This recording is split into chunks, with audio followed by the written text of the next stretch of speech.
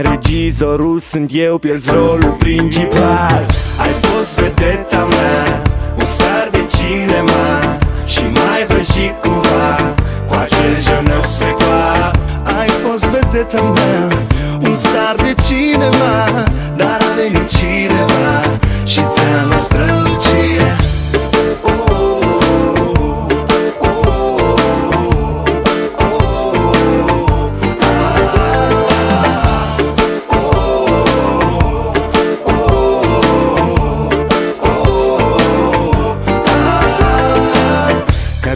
Vezi tot timpul, am vrut să spectez și tipul, dar tu vrei să apare în imagini și alea să fie pe primele pagini.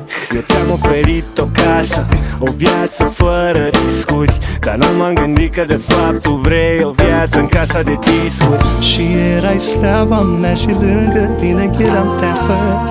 Erai atât de steagă cât te puteam chema Luceafăr. Și am să spun cuiva să-ți dea cumva de știre că stelele când sunt prea sus să-și pierd din strălucire.